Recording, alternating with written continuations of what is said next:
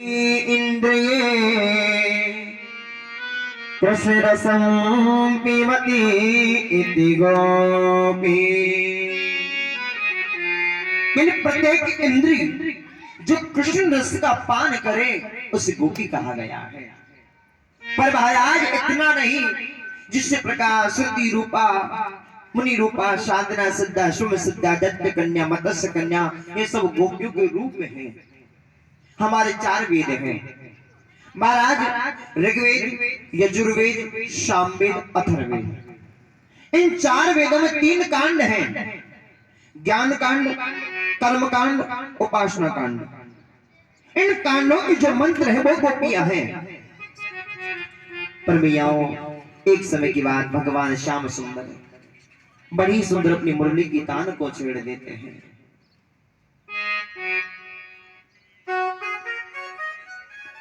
और जैसे भगवान श्याम सुंदर ने जब मुरली की तान को छेड़ा तो हमारी जो ब्रज की गोपियां हैं वो अपनी सुध बुध खो बैठती हैं। आज महाराज मानो कि वो गोपी ये सोच रही हो कि अरे बहना, वो कन्हैया हमको हमारा नाम लेके पुकार रहा है, अरे चलो री उसके पास हमको जल्दी पहुंचना है। लेकिन महाराज आज उन गोपियों की हालत क्या हो गई कि लेगा पैरो शीश पे दही चूनरी में पाम, लेगा पैरो शीश पे दही चूनरी में पाम, पतियन रोके ना रुकी छोड़ चली गरबाम। आज महाराज पतियों ने रोकने का प्रयास किया फिर भी वो नहीं रुक पाती है। अरे एक गोपी तो गाय का दूध निकाल रही थी महाराज। आज उस गोपी ने जब जैसे सजनों भगवान की मुरली की धुन को जब सुना तो आज महाराज उस गोपी के हाथ से दूध का बर्तन वहीं छूट गया। पर भैयाओ, आज दौड़ती हुई वो गोपी प्रभु के पास में जा रही है। पर प्यारे, एक गोपी तो अपने बालक को दूध पिला रही थी। जब जैसे महाराज उसने प्रभु की मुरली की धुन को सुना तो सज्जनों आज उस गोपी ने अपने बालक को पलने में डाल दिया और दौड़ती हुई वो प्रभु के पास में जा रही है। और महाराज एक गोपी स्नान कर रही थी जो वस्त्र बदलना भी भूल गई थी। अब तो महाराज वो गीले वस्त्रों से ही दौड़ने लगी है। भैयाओ, पर एक गोपी जब जा रही थी ना तो उसके पति देव ने उसे जाने नहीं दिया। आज महाराज उसके पति देव ने उसे अंदर कमरे में बंद कर दिया। पर भैयाओ, आज जब जैसी ही उस गोपी ने क्या किया, अपने सारे शरीर पर शहद लगा के अपने प्राणों को त्याग दिया। तो प्यारे, आज उस गोपी की आत्मा उस परमात्मा के पास में चली जाती है। अब जरा ध्यान देना तो उन गोपियों की हालत कैसी हो गई कि तारे में दूध, अंगारे में चावल